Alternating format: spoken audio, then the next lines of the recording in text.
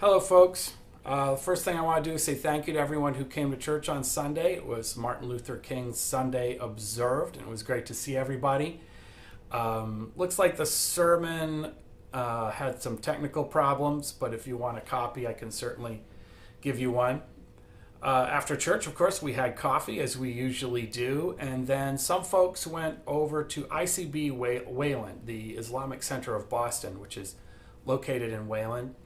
The middle schoolers went, and some adults, to sort of visit them. We do that from time to time. And then another group of people, myself included, went over to Lookout Farm, the Lookout Farm tap room, for our monthly Lookout Farm hangout, and we also had a good time. It was a nice opportunity to see people in a more casual environment, even though our church can be pretty casual at times as well. So that was a good Sunday, and thanks to everyone who participated. This Sunday, of course, is a big deal, and we've been getting ready for it for a while. It is Annual Meeting Sunday. Now, when you join the Eliot Church, when you sign the book, you become essentially a stockholder in the church. Our annual meetings are a little bit different in some ways than in some traditions, because the Eliot Church it's essentially its own denomination, which is true for all congregations and Congregationalist traditions. What we think of as denominations are really associations of independent churches. So they work for us, and not the other way around. So it's important that we go to annual meeting and we take care of our community of faith, and that we understand that in our independence there is some responsibility as well as some benefits as individuals. So I hope you can make it. And every time we have annual meeting, which is annually, very clever, it's not just a name, we in the worship service also talk a little bit about belonging and about our own tradition and what it means to us, and then that segues into annual meetings. So I have a reading for you today that is part of our tradition in a way. This comes from Waldemar Argau's book, The Case for Liberal Religion. Waldemar Argau was the minister of half of our congregation many years ago, right before the merger. He was the minister of the Eliot Unitarian Church, and then, of course, it merged with the John Eliot Trinitarian Church right down the road, and to become the Eliot Church.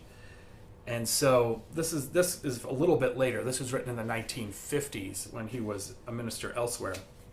But it talks a little bit about what it means to belong to a congregation and why we should, preserve it and work for it. So here we go. This particular matter points up a congenital weakness liberals have. Too often they are people for whom every day is Independence Day. The restraints and responsibilities of social action, the necessity of subordinating individual wish to group decision, are likely to prove irritating, and as a consequence, the liberal, a highly individualistic person, may prefer to go it alone. Liberals need the liberal church as a means of channeling and socializing energies, of putting them to work with the strength of and enthusiasm of others, and so making them far more effective than they would be by themselves. Furthermore, there is the fact that the liberal talks a great game, but he does not always play it. Ooh, that hurts. By this I mean that the liberal professes some grand ideals and conviction, but sometimes doesn't get around to doing anything about them. To be sure, the liberal has no monopoly on this failing. It is a human characteristic. Nevertheless, it is with the liberal we are concerned and the necessity of implementing liberal convictions. At the beginning of this chapter, we noted how many people say, I agree with the point of view of the liberal church, but I see no particular reason for joining or working with it. They forget how important it is that we stand up on occasion and be counted.